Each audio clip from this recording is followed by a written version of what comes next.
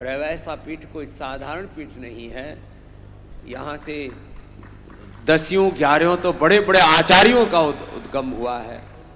14 आचार्यों का यहाँ से विस्तार हुआ है, अपने आचार्यों की महान परंपरा का। और उसी में ही हमारे महायोगी, महापुरुष, महासिद्ध ऐसे हमारे पूज्य मलूक जी महाराज जी का भी संबंध इसी पीठ से।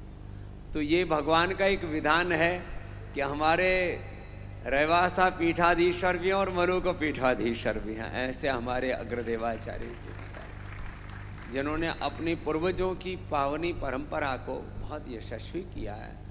और मैं तो पूज्य महाराज जी की रहनी सहनी को नज़दीक से देखता हूँ और इनका हम पर अनुग्रह है कि कभी कभी हमको ये सेवा का सौभाग्य पतंजलि योग पीठ में संत कुटीर में हमको दे देते हैं। आपकी कृपा से ही स्वस्थ हैं।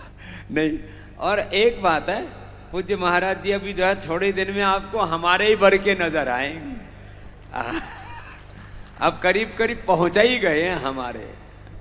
और देखो, मन प्राण चित्त चेतना आत्मा विचार संस्कार से तो हम एकात्म हैं, साधु में द्वैत होता ही नहीं।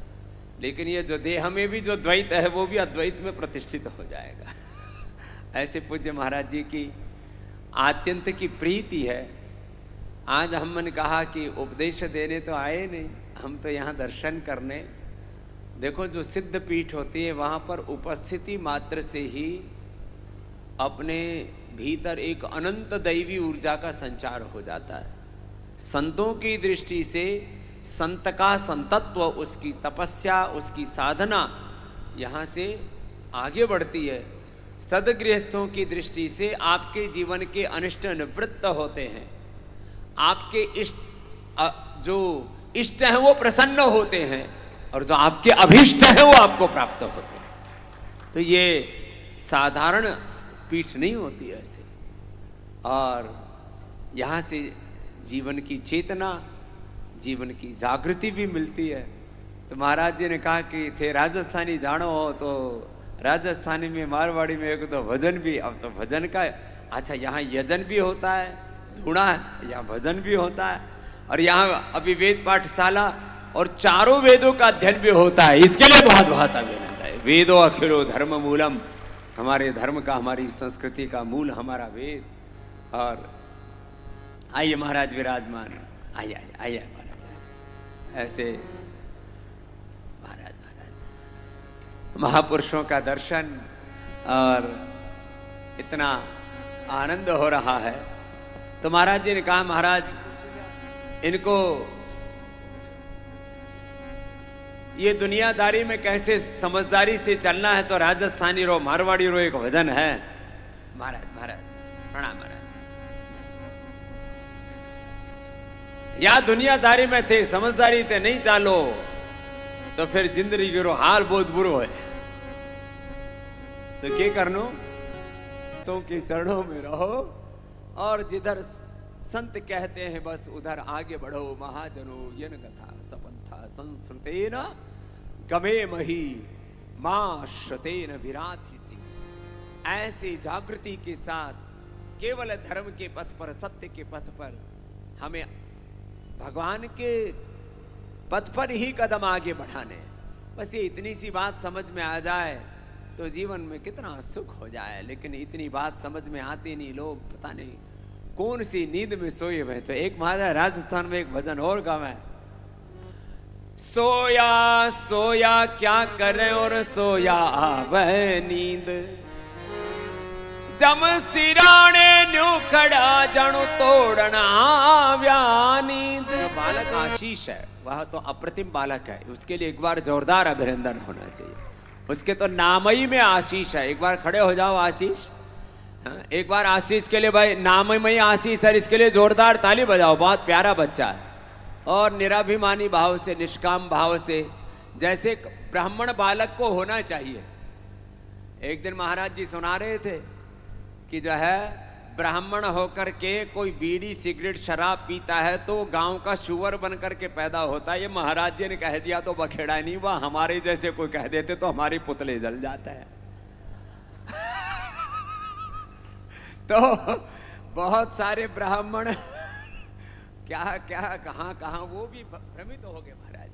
तो देखो ये ब्राह्मणोचित कर्म भी करता है और अपने स्वधर्म में भी जीता है और बहुत यशस्वी सेवाएं की है।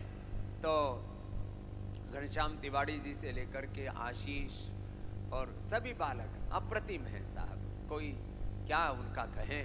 तो अब ये इस स्थान का यश गौरव सबको मिलके बढ़ाना है। और जो यहाँ पीठ के जो शिष्य भी हैं, देखो मैं लास्ट बात कह रहा हूँ, मेरा काम है सनातन धर्म के जितने भी मानव बिंदु, योग है, यज्ञ है, वेद है, गौ माता है और सनातन धर्म के जो मूल सिद्धांत हैं, एकत्व सह अस्तित्व, एकत्वम अनुपश्यत सहनावतु सहनौ भुनक्तु परस्परम भावयन्तः श्रेयः परम अवाप्स्यथ संगच्छध्वम संवदध्वम। एकत्व सह अस्तित्व और सामंजस्य के साथ भगवान के पथ पर सबको लेते हुए चलना।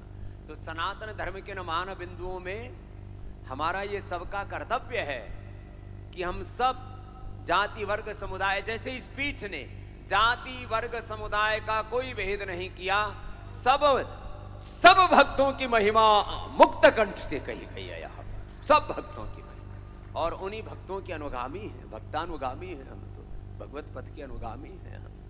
ऐसे सारे जाति वर्ग समुदाय के लोग इस पीठ के साथ केवल भावनात्मक रूप से ही नहीं, यहाँ ये ठीक है कि यहाँ इस पीठ पर कोई आएगा, इतनी तपस्या की है महापुरुषों ने यहाँ, उसका मनोगत, उसका मन का संकल्प तो ऐसे ही पूर्ण हो जाएगा। लेकिन इसके साथ साथ अपने गुरुओं के संकल्प की पूर्ति हेतु उनके प्रति हमारे भीतर एक कृतज्ञता होनी चाहिए। उन महापुरुषों के यश गौरव को बढ़ाने के लिए महाराज मुसलमान मजदूरी भी करता है तो 6% का जकात देता है। जो भी उसके पड़ोस में मस्जिद होती है, मदरसा होता है, मजदूर भी, यदि अब तो मजदूरी महंगी होगी और मुसलमानों की मजदूरी कुछ और ही ज्यादा महंगी हुई, कुछ टेक्निकल स्किलफुल काम करने लग गए, 500 रुपए से 1000 रुपए तक कमाता महाराज। जो 1000 रुपए कमाता है वो उसमें से 6%, जो 100 रुपए कमाता वो उसमें से 6% अलग से रख लेता महाराज। वो कहता है इस पर मेरा अधिकार ही नहीं।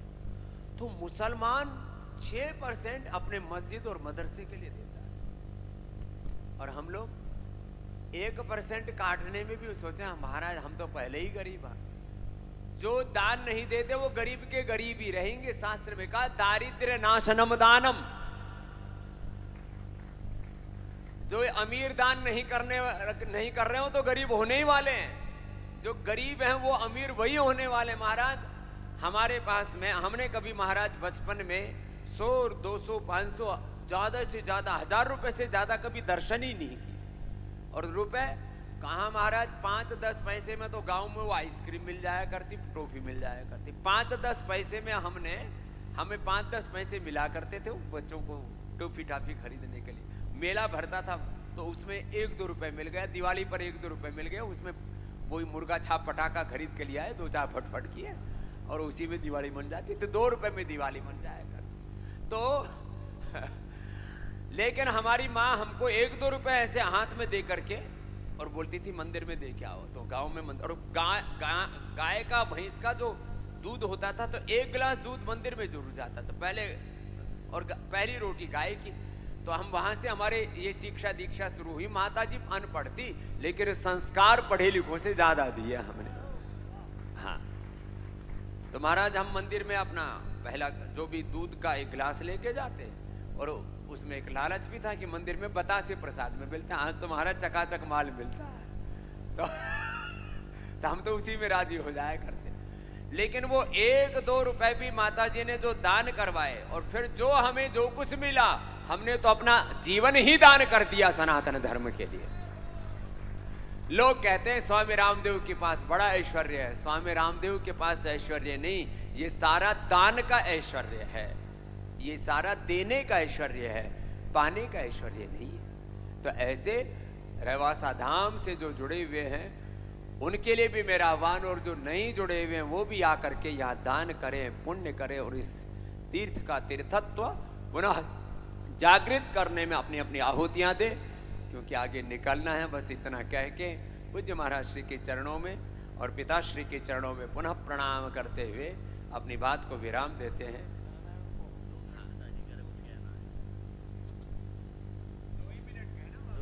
2 मिनट में ही सब बात कह देंगे। बात तो बीज छोटा सा होता है पर पेड़ उतना बड़ा हो जाता है। मैं अपने अनुभव की बात कह रहा हूँ। हमारे ऋषियों का जो संप्रदाय है, जिससे सारे संप्रदाय निकले हैं, जहाँ से प्रारंभ है और जहाँ इसका अंत है, और जिसकी छत्र छाया में सारा विश्व सुख से सांस ले रहा है, वह संप्रदाय है सर्वे भवन्तु सुखिनः सर्वे सन्तु निरामयाः सर्वे भद्राणि पश्यन्तु माँ कश्चित् दुख भाग भवेत्। यह आधारशिला है। कोई कहे कि शरीर नहीं, आध्यात्म श्रेष्ठ है, आत्मा की बात कहो। मैं कहता हूँ जैसे मकान बनने के पहले, लैंटर्न के पहले कालभूत डलता है। कारीगर से कहते हैं क्यों डाला ये सारा सामान बाद में तो तुम निकाल के फेंक दोगे, इतना सीमेंट क्यों खराब किया? तो वो कहता है बिना इस कालभूत के लैंटर्न नहीं ढलेगा। इसी तरह से स्वस्थ शरीर में ही स्वस्थ आत्मा का निवास है।